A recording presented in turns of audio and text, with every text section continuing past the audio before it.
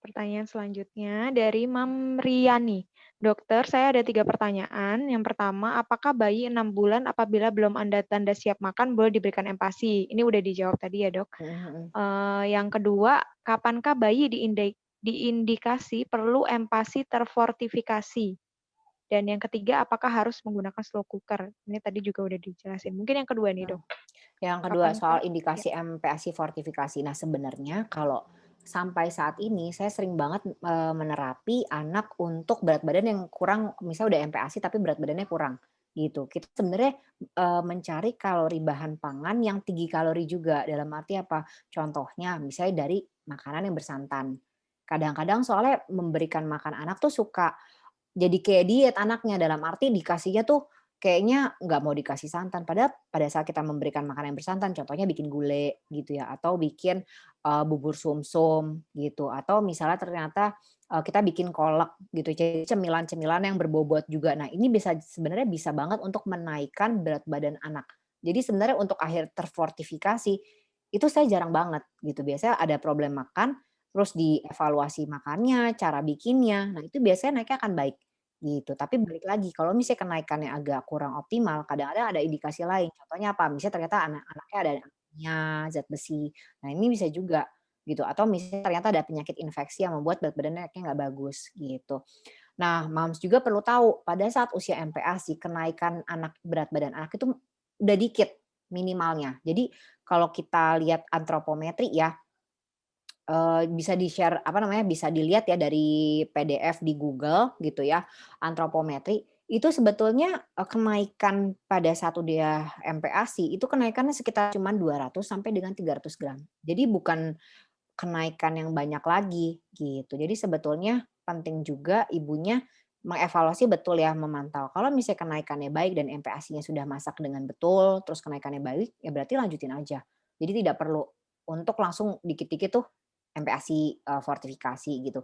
Intinya sih sebenarnya makanan rumahan sama MPASI fortifikasi itu kayak ngomongin ASI sama sufor. Gitu loh. Jadi kalau misalnya nggak ada indikasi, terus ternyata dievaluasi proses neteknya, misalnya gitu ya, MPASI rumahannya dievaluasi ternyata baik kenaikannya, berarti kan nggak ada masalah, gitu. Tapi keseringan, apa namanya, cara bikin MPASI-nya tuh kurang tepat, makanya kenaikannya nggak optimal, gitu. Terus yang untuk slow cooker sih nggak perlu ya, tadi udah iya. dijelasin, heeh. Iya. Oke, Dok. Ini pertanyaan selanjutnya dari Mam Neti. Mmm, Ini, "Siang, Dok, ada beberapa pertanyaan." mhm. Langsung aja ke pertanyaan yang belum terjawab ini seperti, bagaimanakah tips empati anak dengan kecenderungan adanya alergi makanan? Karena ada riwayat orang tua yang alergi makanan. Dan bagaimanakah mengukur kecukupan kalori makanan anak supaya sesuai? Terima kasih. Oke. Untuk pertanyaan yang kedua tadi ya, tentang kecenderungan alergi. Sebenarnya kita tidak perlu nah pertanyaan juga nih buat Bunda Neti, apakah bayinya masih menyusui apa enggak? Menyusui ke payudara ya? Karena kalau masih menyusui sebenarnya di ASI itu ada zat anti alergi. Jadi, kita nggak perlu khawatir dan takutan untuk memperkenalkan ke anak. Caranya gimana? Biasanya kalau untuk alergi, saya kasih kiat bisa per 3 hari sampai 4 hari dengan protein yang sama. Biasanya kan protein hewani ya, gitu. Misalnya ngasih udang, hari pertama udangnya ditumis, hari kedua gulai udang, hari ketiga misalnya, dibikin apa ya, goreng tepung misalnya gitu, yang keempat misalnya udangnya dibikin apa gitu, menu apa. Nah itu sebenarnya kita sambil evaluasi, pada saat hari pertama ada reaksi nggak, hari kedua ada reaksi nggak gitu. Kalaupun ada reaksi, kita evaluasi reaksinya apa, gejalanya, alerginya pada anak tuh apa. Apakah ruam, apakah dia sampai dengan sistemik gejalanya gitu ya. Sebenarnya kalau misalnya ruam toh kalau misalnya nyata anak ini masih netek, sebenarnya dilanjutin aja nggak ada masalah.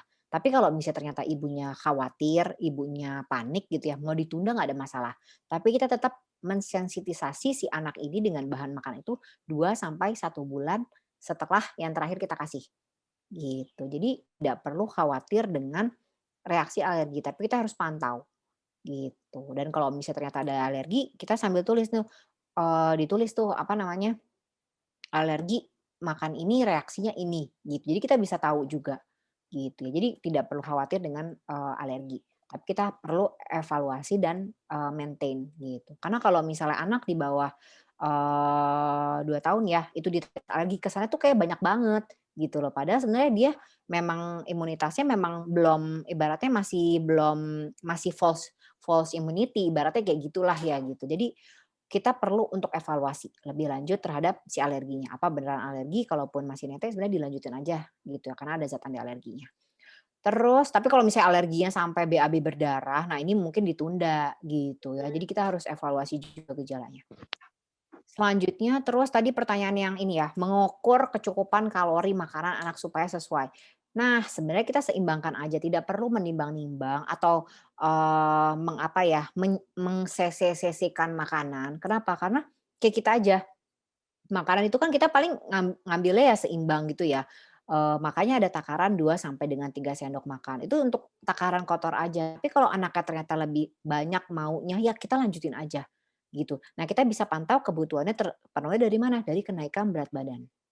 Kalau dia naiknya badannya bagus gitu ya, misalnya usia 6 sampai ke 7 bulan naiknya itu minimal misalnya 300 gram, dia ternyata naiknya bagus gitu, bahkan lebih. Nah, artinya kan dia tercukupi kalorinya.